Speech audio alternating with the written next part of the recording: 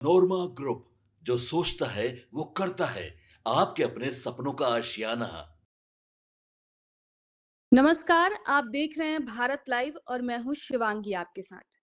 दोस्तों, बिहार की राजनीति वो समुंदर है जिसकी लहरें कब किसे किनारे ला दे और किसे बीच मझधार में छोड़ दे, कोई नहीं जानता। दिल्ली से लेकर पटना तक हलचल तेज है। सम्राट चौधरी की सरकार बन गई है, लेकिन मंत्रिमंडल विस्तार की फाइल अब भी अटकी हुई है। और इसी बीच एक ऐसी मुलाकात हुई है जिसने सबके कान खड़े कर दिए हैं। जेडीयू के चाणक्य कहे जाने वाले संजय झा और बीजेपी के कदावर नेता नितिन नवीन के बीच बंद कमरे में मुलाकात। तो क्या ये सिर्फ एक शिष्टाचार वाली भेंट थी, या फिर नीतीश कुमार ने पर्दे के पीछे से कोई नया पॉलिटिकल गियर फंसा दिया है? आज हम इसी पर बात करने के लिए जुड़े हैं बाबा के साथ। बाबा, आपका बहुत स्वागत है। धन्यवाद शिवांगी। बाबा, जो ये मुलाकात हुई है उस पर संजय झा तो कह रहे हैं ये तो बस पुराने दोस्त की तरह नितिन नवीन से वो मिले हैं 2006 की यादें ताजा करने के लिए। लेकिन बाबा, क्या राजनीति में क्या कोई बिना मतलब के चाय पीता है? क्या कुछ हो रहा है बिहार की राजनीति में, बताएं। बिल्कुल आपने ठीक कहा शिवांगी कि राजनीति में मुलाकात कोई भी यूं ही नहीं होती है। जी। आप एक साधारण सी बात समझिए ना कि अगर कहीं शादी ब्याह में आप जा रही हैं हम्म। फंक्शन में और वो पॉलिटिकल शादी ब्याह हो, किसी पॉलिटिशियन का हो, तो आप वहाँ देखिएगा, वहाँ कई तरह की चीजें आपको देखने को मिलेंगी। बड़े जी। नेताओं का इंतजार होता है, उनकी पूरी टीम वहाँ लगी रहती है, उनसे मुलाकात करके फोटो खिंचवाए जाते हैं, उस पर अलग अलग तरह की चर्चाएं होती हैं। ये सब कुछ नॉन पॉलिटिकल कार्यक्रम में भी पॉलिटिकल बातें जरूर होने लगती हैं। बिल्कुल। ऐसे में एक बड़ा ही अजीबोगरीब संयोग है कि एक तरफ जहां दिल्ली में दो पार्टी के दो बड़े नेताओं की मुलाकात हो रही थी, हम्म। और सबसे बड़ी बात कि सबसे बड़ी पार्टी के मुखिया उनसे छोटी पार्टी के मुखिया के यहाँ जाके मिल रहे थे। मतलब संजय झा के आवास पर जाकर के नितिन नवीन का मिलना। और पटना में भी साथ साथ एक घटना घट रही थी कि ट्रैक्टर से सामान ढोला रहे थे नीतीश कुमार के अपने नए आवास के तरफ। जी। 20 वर्षों में 9 महीने अगर छोड़ दें तो 19 वर्ष 3 महीने तक जिस आवास में नीतीश कुमार रहे, उस आवास को खाली कर रहे थे। जी। एक तरफ संजय झा के आवास पर जाकर के नितिन नवीन का मिलना और दूसरी तरफ आवास खाली होना, ये कहीं ना कहीं संयोग नहीं बल्कि राजनीतिक बड़ी घटना का संकेत दे रहा है। दूसरी सबसे महत्वपूर्ण बात कि नीतीश कुमार का जो नया आवास है वो उनके पुराने बड़े भाई लालू प्रसाद के बगल में है। खैर, इन सारी बातों से हम अलग इस मुलाकात की चर्चा करते हैं। और इस मुलाकात में जब बिहार में राजनीतिक हलचल तेज हो, पश्चिम जी। बंगाल में ये कहा जा रहा हो कि भारतीय जनता पार्टी सत्ता में आ रही है, तो ऐसी स्थिति में निश्चित रूप से बिहार में जो नई सरकार या फिर कहा जाए कि सरकार का जो स्वरूप बदला है, उस पर निश्चित रूप से मंथन चल रहा है। कल दो वरिष्ठ नेताओं की मुलाकात हुई। जी। नितिन नवीन जनता दल यूनाइटेड के कार्यकारी अध्यक्ष संजय झा, जो कि आज के समय में नंबर 2 की कुर्सी पर तो हैं ही, इसके साथ जी। साथ पार्टी किधर रास्ता बदलेगी, कौन सा मोड़ होगा, वो सारी चीजें वही तय करते हैं। बिल्कुल। उनके आवास पर जाकर के मुलाकात करना कहीं ना कहीं इस बात की तरफ इशारा कर रहा है कि बिहार की राजनीति में कुछ बड़ा होने वाला है। अब इस वार्ता को सामान्य समझना कहीं ना कहीं पत्रकारों के लिए तो आसान नहीं है और न जी। पचेगा ये बिल्कुल। बात। तो इस मुलाकात के कई उद्देश्य रहे हैं। बिहार में होने वाले आगामी मंत्रिमंडल विस्तार की रणनीति से जुड़ी इसको माना जा रहा है। दूसरी तरफ ये माना जा रहा है कि नीतीश कुमार मंत्रिमंडल में अपने हिसाब से मंत्रियों का चयन चाहते हैं।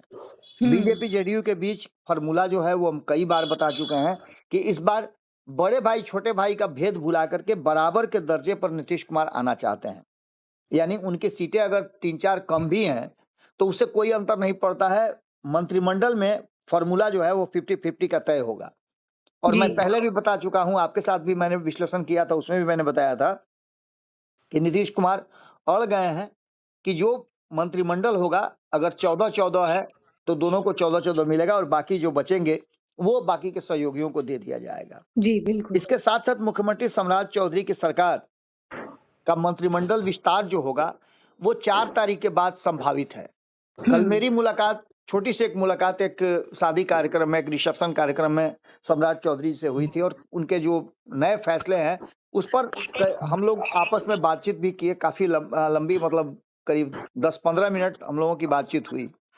और ये कार्यक्रम तो था निश्चित रूप से, जैसा कि मैं पहले बता रहा था कि शादी का कार्यक्रम था, रिसेप्शन कार्यक्रम था, लेकिन इस कार्यक्रम में भी जो वर्तमान बिहार की राजनीति है और जो फैसले हैं उस पर हम लोगों ने चर्चा जरूर की। कई मुद्दों पर जी मैंने भी रखा कि आपने ये फैसला जो किया है, इस फैसले के पीछे का क्या है।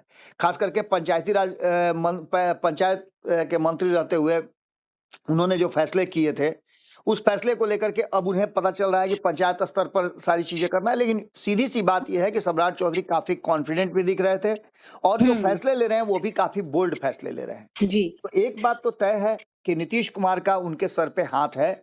बहुत बड़ा कुछ चेंज तो होना नहीं है, लेकिन मंत्रिमंडल के विस्तार में कई नए चेहरे को देखा जा सकता है। जी उसमें संभावना ये व्यक्त की जा रही है कि कई उसमें पूर्व मंत्री भी थे जो 2025 के चुनाव में जब सरकार बनी थी नीतीश कुमार के नेतृत्व में, उसमें मंत्रिमंडल में शामिल कई मंत्री भी वहां मौजूद थे। यहाँ तक कि विधान परिषद के सभापति भी पहुंचे हुए थे। कई लोगों से मुलाकात हुई और पूरी तरह से ये पॉलिटिकल चर्चा हुई।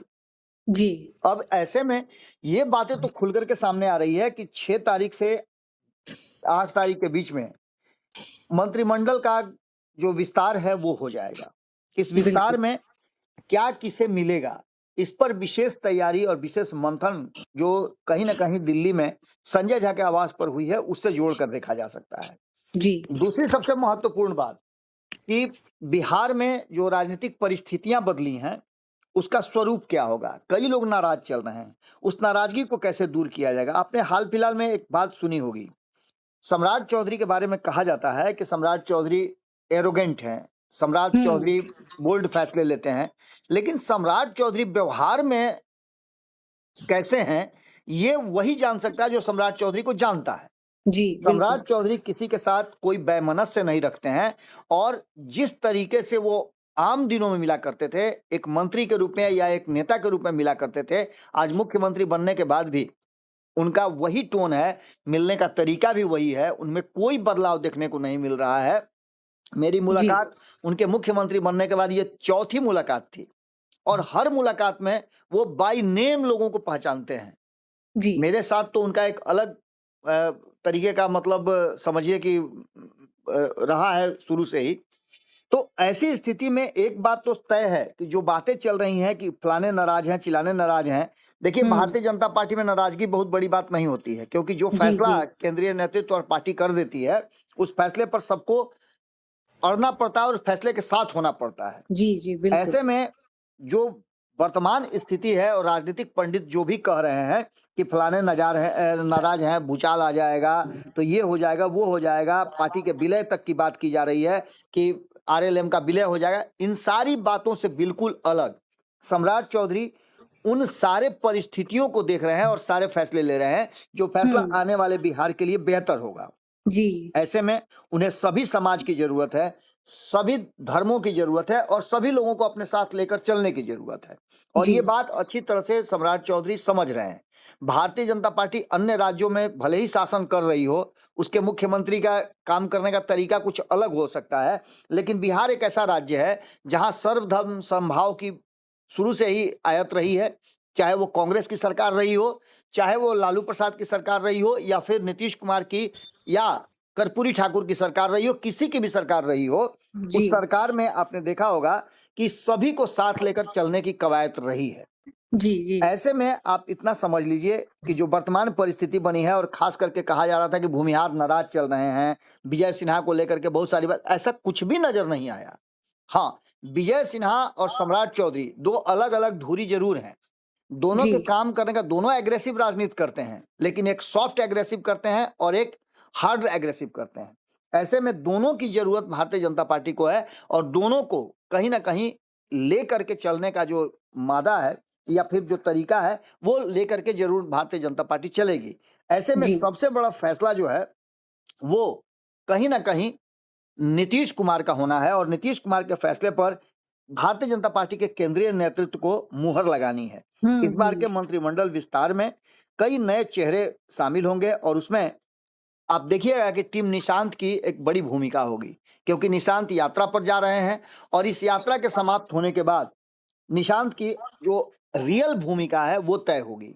इसी जी को लेकर के आप देखिएगा कि कुछ विश्लेषक या फिर राजनीतिक गलियारे में कुछ ऐसे लोग हैं जो इस बात पर ज्यादा तवज्जो दे रहे हैं या इस बात को कह रहे हैं कि यात्रा खत्म होने के बाद नीतीश कुमार कोई बड़ा खेल कर सकते हैं, जी लेकिन जी वर्तमान स्थिति में किसी भी तरह का कोई खेल होता हुआ दिखाई नहीं दे रहा है।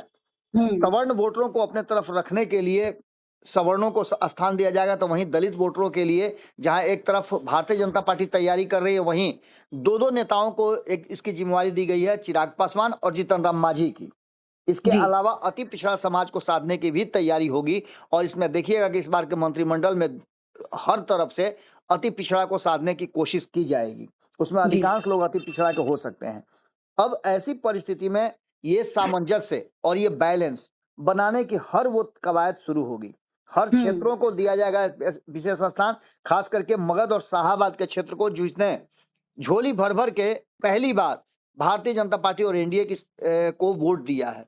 ऐसे में बिहार में एक नई बात जरूर देखने को मिल सकती है। ये अलग अलग बात है कि चाहे जितनी भी बातें की जाए, जितने भी कयास लगाए जाएं और जितनी भी चर्चाएं की जाए, लेकिन जी भीतर की बात यही है कि भारतीय जनता पार्टी के राष्ट्रीय अध्यक्ष का संजय झा के आवास पर जाना, नितिन नवीन का वहां जाना और उनके साथ बैठ करके मीटिंग करना इस बात की तरफ इशारा कर रहा है कि एक बैलेंस मंत्रिमंडल आपको देखने को मिल सकता है। इसके जी कोई अलग मायने नहीं निकाले जाए। 6 महीना तक तो कुछ भी बिहार की राजनीति में नहीं होना है। 6 महीने तक आप इतना समझ लीजिए कि Nitish Kumar wait and watch की स्थिति में रहेंगे और सम्राट चौधरी, जो मुझे लगता है, जो उनका बॉडी लैंग्वेज है और जिस तरह से वो काम कर रहे हैं, कि जी वो नीतीश कुमार के और भारतीय जनता पार्टी दोनों के जो कसौटी है उस पर खरा उतरेंगे और उस हिसाब से वो काम करेंगे। जी सम्राट चौधरी को सभी का सपोर्ट है और जिस तरह से नीतीश कुमार सभी जाति धर्म के नेता थे, वैसे ही सम्राट चौधरी के बारे में भी कहा जाता है। ऐसे जी में नीतीश कुमार कोई गियर फंसा दें ऐसा लगता नहीं। हाँ, मंत्रिमंडल की बात को लेकर के वो कुछ नए लोगों को या भारतीय जनता पार्टी में भी कुछ नाम जो होंगे उन नामों पर अपनी कैंची चला सकते हैं या फिर ऐड कर सकते हैं, ये तो कहा जा सकता है। जी। लेकिन बाबा, संजय झा के आप उस बयान को सुनिए। उन्होंने कहा कि पलायन रोकना और निवेश लाना सरकार की जिम्मेदारी है। तो क्या कहीं ऐसा तो नहीं कि इस बहाने वो बीजेपी को ये इशारा कर रहे हैं कि सिर्फ एनकाउंटर से काम नहीं चलेगा, असली काम तो नीतीश बाबू वाला विकास का ही है? तो क्या ये मुलाकात मंत्रिमंडल विस्तार में भारी भरकम मंत्रालय अपने पास रखने की एक सॉफ्ट वार्निंग तो नहीं है? देखिए शिवांगी, व्यक्तिगत मुलाकातों को और व्यक्तिगत बातचीत को मैं कभी सार्वजनिक नहीं करता हूँ, हम्म ये मेरी खासियत रही है। लेकिन जो कल हमारी बातचीत सम्राट चौधरी से हुई, मेरे साथ और भी कई पत्रकार मौजूद थे, जी हमने सवाल उठाया कि आप पलायन की बात कर रहे हैं, बहुत सारी बातें आपने की हैं, तो उन्होंने सीधे तौर पे कहा कि मेरे पास कोई जादू की छड़ी तो है नहीं। बिल्कुल लेकिन एक बात बहुत ही महत्वपूर्ण है जो इसकी चर्चा हम लोगों ने की, वो ये था कि बिहार में बिहार के लोगों को ठेका जो है वो दिया जाएगा एक निश्चित अमाउंट तक, और ये प्रक्रिया शुरू होने से जब बिहार के लोगों को ठेका मिलेगा तो ऐसे में बिहार के लोग बिहार के लोगों को से काम करवाएंगे और पलायन की समस्या बहुत हद तक दूर की जा सकती है। इसके लिए इंडस्ट्री की बात भी आपको याद होगा, उन्होंने अपने पहले ही भाषण में कहा था कि जिस तरह से पिछले जो उद्योग मंत्री रहे हैं वो स्ट्रक्चर बना करके गए हैं और वर्तमान जो हमारे पिछली सरकार में उद्योग मंत्री रहे हैं उनके बारे में भी उन्होंने कहा, दिलीप जायसवाल के बारे में, कि वो बेहतर काम कर रहे हैं और निवेश लाने की हम पूरी तैयारी कर रहे हैं। दूसरी तरफ आपने जी देखा होगा कि इनके बारे में चिराग पासवान के बारे में भी, चिराग पासवान की वीटो भी काम इस पर कर रही है, उन्होंने भी जी प्रपोजल बिल्कुल सरकार के सामने दिया है। इसके बाद आपको याद होगा कि हमारे संपादक नमन मिश्रा जी भी गए हुए थे G3 को लेकर के, उन्होंने भी चर्चा सम्राट चौधरी से की है कि बिहार में निवेशकों को कैसे लाया जाए। आपको पता है कि हमारे संपादक नमन मिश्रा जी भी एक ऐसी ही संस्थान से जुड़े हुए हैं या संस्थान के वो डायरेक्टर हैं जो देश दुनिया में अलग अलग तरह से काम करती है, उसको भी बिहार में ला करके निवेश लाना, उस पर भी चर्चा उनकी हुई है। यानी सीधे तौर पे आप समझिए कि सम्राट चौधरी युवा भी हैं, एनर्जेटिक भी हैं और फैसला लेने की उनमें क्षमता भी है। तो बिहार जी में बहुत सारी ऐसी चीजें हैं जो बदलती हुई दिखाई देंगी आपको। जिस तरह से नीतीश कुमार ने 2005 में बिहार को एक नए सिरे से बदलने की कोशिश की थी। अब आपको पता है कि जेन-ज़ी का युग आ गया है और जी, ऐसे में बिल्कुल। आपको फैसले बहुत फ़ास्ट लेने पड़ेंगे। एआई का ज़माना आ गया है, उसको ध्यान हुँ, में रखते हुए भी आपको काम करना होगा। यानी पूरी तरह से आप समझिए तो सम्राट चौधरी उसके लिए तैयारी भी कर रहे हैं और लोगों से राय-मशवरा भी कर रहे हैं। कल भी उन्होंने जो चर्चाएँ थी, उस चर्चा को बड़ा कहा जाए तो पॉजिटिव वे में लिया और हमारी बातचीत जो हो रही थी, कई विषयों पर मैंने भी उनसे बातचीत की।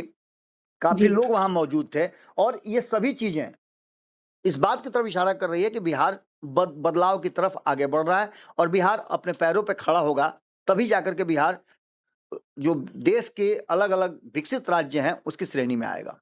जी, बिल्कुल। बहुत-बहुत शुक्रिया बाबा। देखिए दोस्तों, ये मुलाकातें सामान्य हो सकती है, लेकिन मतलब बहुत गहरा होता है। मंत्रिमंडल की लिस्ट में किसका नाम ऊपर होगा और किसका पत्ता कटेगा, नीतीश कुमार क्या फैसला लेंगे, अब इन सब का फैसला आना अभी बाकी है। तो आगे-आगे देखते रहिए कि बिहार की राजनीति में क्या कुछ होता है। अभी के लिए बस इतना ही, देखते रहिए भारत लाइव। आपके सपनों को हमने सजाया है, ई होम्स पैनोरामा को हमने बनाया है। ई होम्स मेरा एक सपना था जिस पे मैं पिछले 4 साल से काम कर रहा था। हमने जो बनाया है वो सबने है माना। ई होम्स पैनोरामा में हो आपका भी आशियाना। और फाइनली हमने 2021 में इस प्रोजेक्ट को लॉन्च किया। बहुत लोग अप्रिशिएट कर रहे हैं कि पूर्णिया जैसे शहर में बिहार के, एक तो बिहार की बात करें उसमें भी पूर्णिया जैसे छोटे जगह में इस तरह का लाइफस्टाइल देना, ये सुन के हम लोगों को बहुत अच्छा लगता है। ई होम्स में हमने कुछ और भी किया है, जैसे हम जिस जगह में रह रहे हैं हमारे फैमिली सिक्योर हो, उनको सिक्योरिटी का ध्यान में रखा है। आपकी सुविधा और सुरक्षा आपके लिए खास है, ये आपका विश्वास है। इसमें आर्टिफिशियल इंटेलिजेंस का 7 लेयर सिक्योरिटी का हमने इस्तेमाल किया है। लस ग्रीन कैंपस को बनाया है, यदि हमारा बाउंड्री वाल है तो वो वर्टिकल गार्डन है। ये जितनी भी फैसिलिटी होता है एक इंटरनेशनल टाउनशिप में ई होम्स है, ये हम लोग विश्वास नहीं कर पा रहे हैं। जो भी हमारे मित्र दोस्त या जो भी हमारे बाहर के बाहर आते हैं तो हम लोगों को बहुत अच्छा सुनने को मिलता है और बहुत अच्छा क्रेडिट मिल रहा है। वो सारा हमने सिर्फ एक बिल्डिंग नहीं बनाया, हमें एक बहुत अच्छा लाइफस्टाइल दिया ई होम्स में और मेरा एक सपना था जिसको मैं आज फुलफिल होते हुए देख रहा हूँ। ये आपका आवास है। ई होम्स पैनोरामा में अब आपका निवास है। E homes Panorama, luxurious lifestyle redefined. Panorama group, जो सोचता है वो करता है। अगर ये वीडियो पसंद आई और वह बिहार के राजनीति और बिहारियत से सरोकार रखेनी तो सब्सक्राइब बटन दबा के चैनल के सब्सक्राइब कर ली। ओजे एगो घंटी बा, ओकरा बटन दबा देला से कुल सटीक और मारक खबर रुआ मुफ्त में मिल जाई। अगर रुआ पत्रकारिता के हमनी के नया प्रयोग में सहयोग कर चाहतानी तो ज्वाइन बटन दबा दी। पेटीएम नंबर नोट कर ली 9386816700।